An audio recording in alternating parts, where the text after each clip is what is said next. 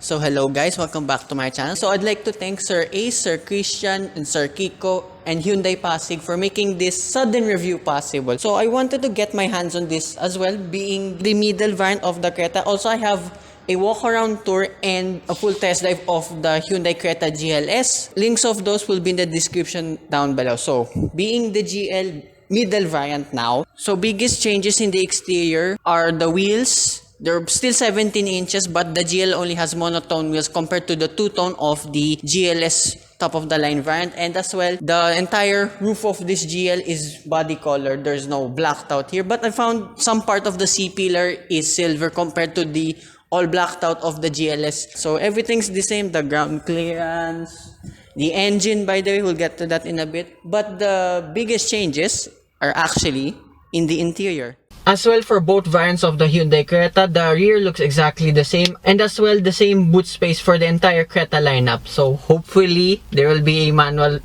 variant that I'll be able to dive soon.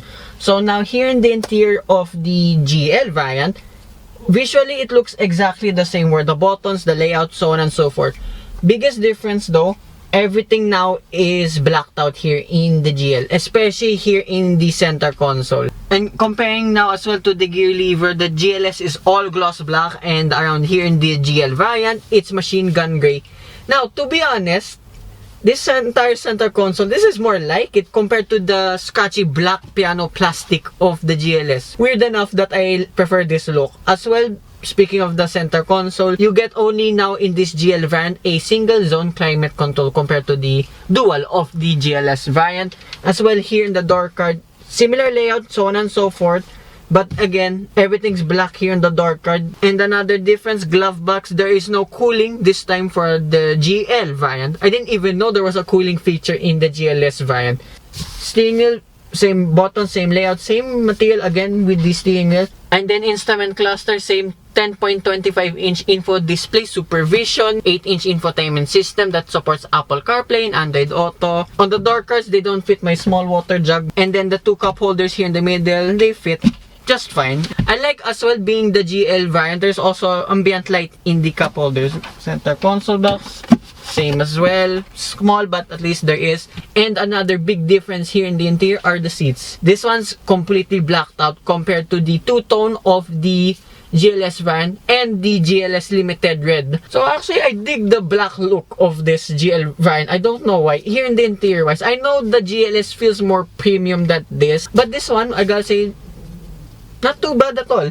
It's also same space in the rear, and I like they didn't take out as well anything in the rear. The two air conditioning vents, a cubby space, and one USB port and a central armrest. Still fits my water jug. Okay, what else? I wasn't literally prepared for this review, but thank God Hyundai Pasig had spec sheets provided for me. Oh, as well, hope you can see this on camera. Being only the middle van, you can still get that dragon red pearl. I really love that color. That's also limited. I don't know why, but I hope they keep that color. And now, biggest difference between this Hyundai GL variant is the safety features. I'll just flash it here on screen. Yeah, that's where the cost cutting starts. Now for this Creta GL, this costs only 1,170,000 pesos compared to the 1,332,000 pesos of the GLS variant. So there is a whopping 162,000 price difference.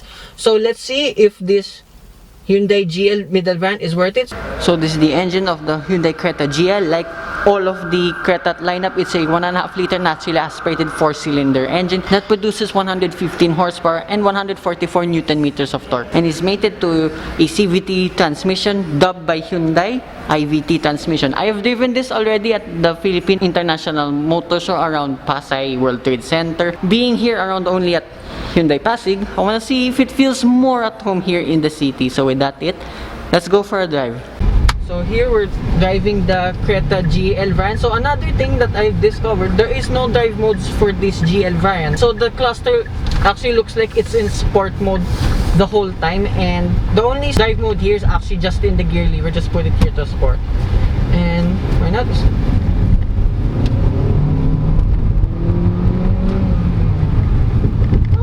Not too bad.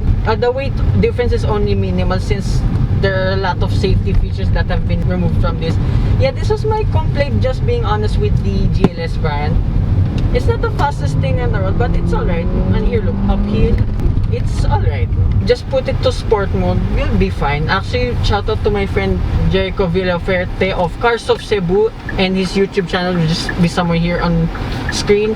He did take note. It is nice to drive, but it doesn't feel underpowered for me though. It feels alright as a daily. And just here around Pasig, just driving it a bit more now, feels way more at home than, to be honest, at highway speeds. We did both comment in highway speeds with this Creta. It is very, very stable at high speeds. And the same with the GLS variant. The NVH is excellent. Like here, just traveling 30 kilometers per hour. It is so nice in here, actually, inside the Creta. And yet again, I'll say it, I do prefer the look of this GL variant just a little bit more since the absence of the gloss black materials. And as well, auto hold, try it. Okay, it's not as intrusive as some of its competition, I must say.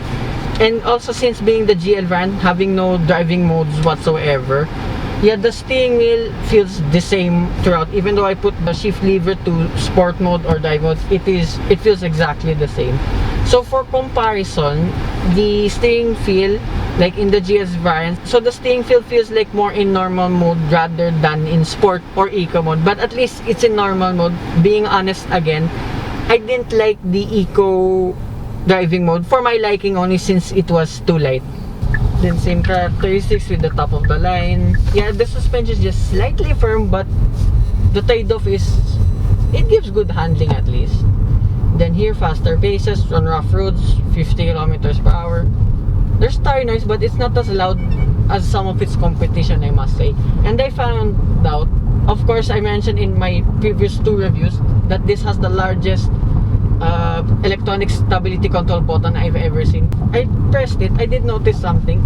It doesn't turn fully off. Even though it says ESC off, it doesn't turn fully off. It just says ESC limited only. So at least there's the sense of safety even though you wanna play around with this Hyundai Creta.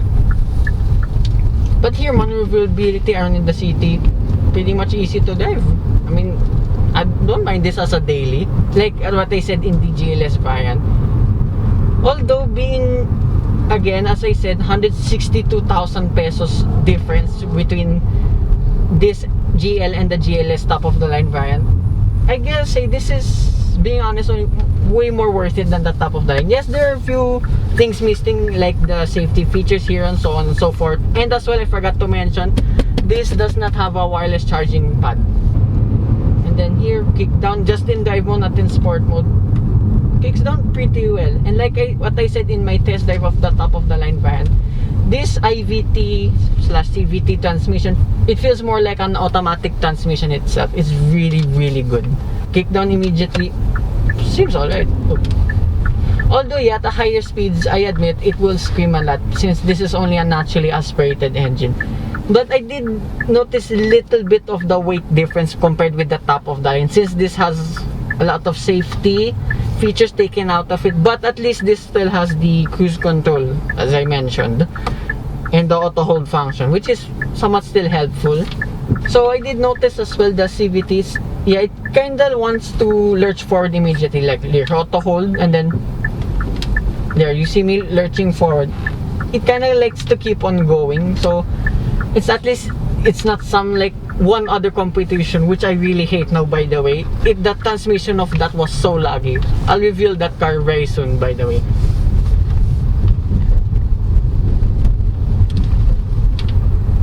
And then here, highway speed seems alright too. Now here at rougher roads compared at during around World Trade Center during the Philippine International Motor Show. Okay, despite, as I said, having a little bit of the firm suspension, this Creta soaks them up pretty well as well. I'm very impressed. And as well, same fuel economy with the GLS variant around World Trade Center. I've been averaging 14 liters per 100 kilometers. That's around 7 to 7.1 kilometers per liter. So not too bad for this naturally aspirated engine. So that's all I gotta say with this Hyundai Creta GL. much more worth it than the GL as well. So I'd like to thank Hyundai Pasig, Sir Ace, Sir Christian, and Sir Kiko. Their contact details will be in the description down below. So hope you guys like and subscribe, and I will see you with 3 more Hyundai reviews, or 2 or 3. They're all the new Hyundai models, but I won't tell you yet what they are, so stay tuned for that. Bye bye.